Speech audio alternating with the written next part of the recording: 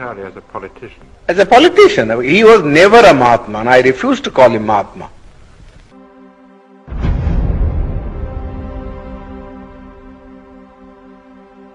I've never in my life called him Mahatma. He doesn't deserve that title. Not even from the point of view of his morality. You see? Going back to the Pune Pact, the Yerawadh Pact. Yes. Can you remember a little of what Gandhi said to you and what you said to him? Oh, I know it very well. I know it very well. The British government had, in the original award which MacDonald had given, had accepted my suggestion. I said, look here, the Hindus want that there should be a common electorate, so that there may be no separatist feeling between the scheduled caste and the Hindus. We think that if you have a common electorate, we would be submerged, and the nominees of the scheduled caste who would be elected, who would be really slaves of the Hindus, not independent people. Now, I told Mr. Ramsay MacDonald that this is a sort of a thing that he might do. Give us a separate electorate.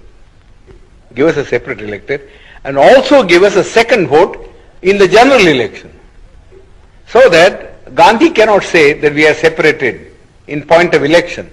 First of all, my contention was this, that for 5 years we live separately from the Hindus, with no kind of intercourse or intercommunication, you see, of a social or a spiritual sort.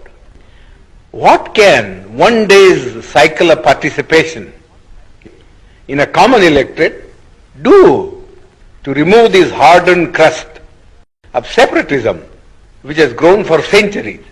It's a foolish thing to think that if two people vote together, you see, in a common polling booth, that their hearts are going to change. It's nothing of the kind. Mr. Gandhi has got this madness in him. Well, let this be satisfied by this kind of a system. Give the untouchables 2 votes and give them a population representation of ratio, so that the weightage would be in terms of votes and not in terms of representatives, so that the Gandhi and others may not complain. That Ramsay MacDonald accepted. The award was really my suggestion. I wrote to him a letter from Naples that this is what I would like him to do, you see, so that there may be no trouble. This is exactly what he did. You see, gave us a separate electorate and also a vote in the general electorate. But Gandhi didn't want that we should send our 2 representatives. Therefore, he didn't want the separate electorate part of the award, and went on fast. Then they all came to me and said, well, the British government said, if he agrees to abandon the award, then we have no objection. But we can't abandon the award ourselves. We have given the award, we have taken all things into consideration, and we think this is the basis. You have to read Ramsay MacDonald's letter. It's a very clear statement that we haven't done anything to aggravate the separation. In fact, we are trying to bridge it up by bringing the 2 sections together in a common electoral roll. But Gandhi's object was that we should not get a free independent representative. Therefore, in the first place he said, no representation ought to be given to us. That's how his stand in the Round Table Conference. He said, I recognize only 3 communities, namely Hindus, Muslims and Sikhs. These are the only 3 communities that will have a political recognition in the Constitution. But the Christians or the Anglo-Indians or the scheduled caste will have no place in the Constitution. They must merge themselves in the general community. That was the stand that he had taken.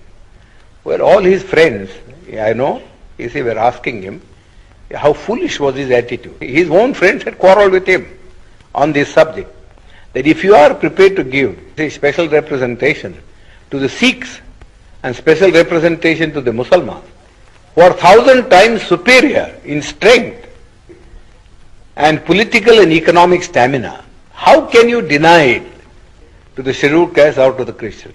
He always used to say, oh, you don't understand our problem. That's all he was saying. Alexander even, who was a great friend of his, had a serious quarrel with him, as he told me. Then that French woman, who was his disciple, I forget her name now, she also had a great quarrel with him. That we don't understand this attitude. Either you say, we won't give anything to anybody. Let there be just a common role. Then we can understand that that's a democratic thing.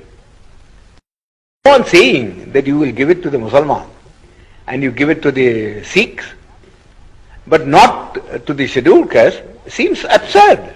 He could give no answer. He could give no answer. So we suggested this method. He also didn't, in the beginning, when he wrote a letter, Ramji, he said, no, the scheduled caste should have nothing. No representation. You see. Then his own friend said to him, this was asking for too much. You see, nobody would support you in this matter. Then Malviya and others came to me and said, well, could you not help us to solve this problem? You see, I said, well, I don't want to solve this problem by sacrificing what we have been able to get from the British Premier. So you went to Pune? I said I suggested alternative formula.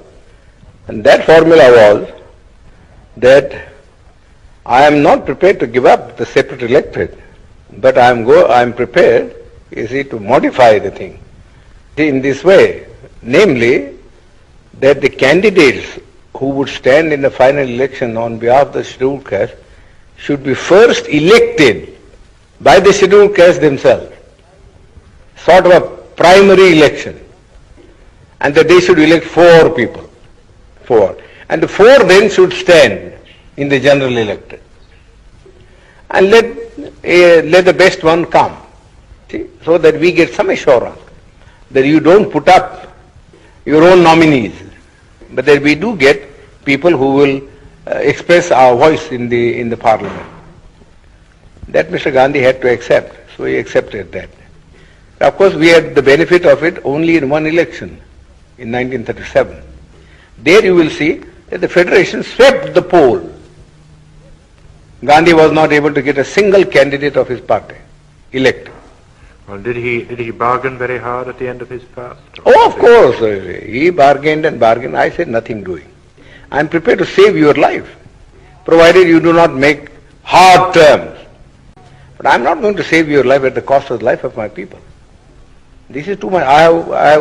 How much I have labored in all this, I know very well. And I am not going to sacrifice your whim, sacrifice our people's interest, just for the sake of satisfying. Yours is a whim. How can one day's common election alter the situation? Simply cannot alter the situation. So really he worked entirely as a politician. As a politician. He was never a Mahatma, and I refuse to call him Mahatma. I've never in my life called him Mahatma. He doesn't deserve that title. Not even from the point of view of his morality. You see?